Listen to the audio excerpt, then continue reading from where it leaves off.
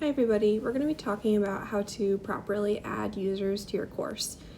Typically, a user would be a student assistant, a librarian, another instructor that might be assisting with a module or a piece of your course. This is not adding students to your course. Students are added to your Blackboard course via a feed file from Banner or FisherNet, as we call it here on campus. And basically, this usually will take about 24 hours from the time that students are registered. So a student might email you right after they've registered for your course and say, I can't see anything in the Blackboard course. Well, they usually will have to wait about 24 hours until they can actually see content. If it's after 24 hours and the student can't see anything, that's when you would want to direct them to reach out to the OIT service desk for more assistance. So to get started, we're going to go right into a course, and I'm just opening up my test course here. And then you'll scroll down to users and groups on the left side and click users. From here, you can see anyone that's enrolled in your course currently, whether you've enrolled them or it's a feed file that's enrolled them. And if you know the person's username, it's pretty simple. You're going to click on enroll user and then find users to enroll. From here, you would enter their username into this box. So I'll just put in my username for now. You would never click browse if you know the username. This basically opens up a second search option and it makes it a lot more complicated. So you enter the username, you're not clicking browse, you are updating their role, so you can change the role to whichever role is appropriate for that person. We do have user type documentation available on our documentation site as well, but you can always reach out if you have questions on that specifically. And then you would just use the submit button down in the bottom right. And then from there, you would just be able to see the person in this enrolled user list. So that's how it should work on a normal basis, but I'll also go through a couple of the common errors that we see.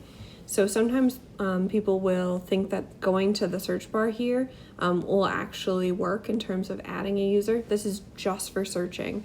And by default, this option is not blank. So sometimes people will come here and type in something and say, why is it not working to add a user? Well, it's a search bar, but why isn't it working to find users? Well, if I do this search right here, it's just going to populate all of my users happen to have username of edate something, but it would also just not work because it's looking for anything that's not blank. So you would want to make sure that you change it to something that's relevant to what you're searching for. So that's the first error we see often. The next one is that people will go correctly to enroll user, but then they'll click on that first option, create user. Most of the time, you're never going to be creating a user. This is basically creating a user from scratch. You typically wouldn't want to do this because you want the user to be associated with someone that already has a Fisher account. But let us know, again, if you have questions on that specific piece. So the next one that we see a lot is that people correctly click on find users, they enter a username, and then they click browse, even though they know the username. So this won't work, but I'll show you what happens. So I've now gone out and searched for the username, even though I already added it, and you can see there's now 2 usernames showing up there. When you do it this way, it's basically going to negate each other and it won't allow us to add them. So I'll click submit so you can see what happens. You can see it. We did get an error that says user is already enrolled. So obviously in that case, it didn't work. But basically what it's doing is adding the person twice, or it could add the person twice. So we would never, again, if you know the username, you'd never click browse. If you don't know the username, it's totally fine to click browse and then click, do a search. This one just happens to populate. But if you did a search and then see there's just one username showing up. So basically just being really mindful about that browse button and knowing when not to use it. The other common error that we see is that people will change enrollment availability to no. This again will make it really complicated and hard for the person to use Blackboard, use your course within Blackboard.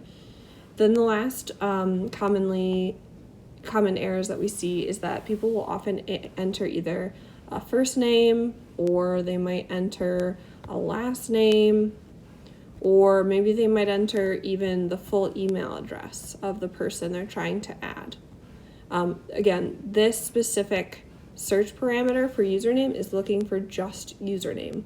So if you add one of those things, it won't work. Those are the common errors, but feel free to reach out if you do have any questions on common errors or just adding users in general.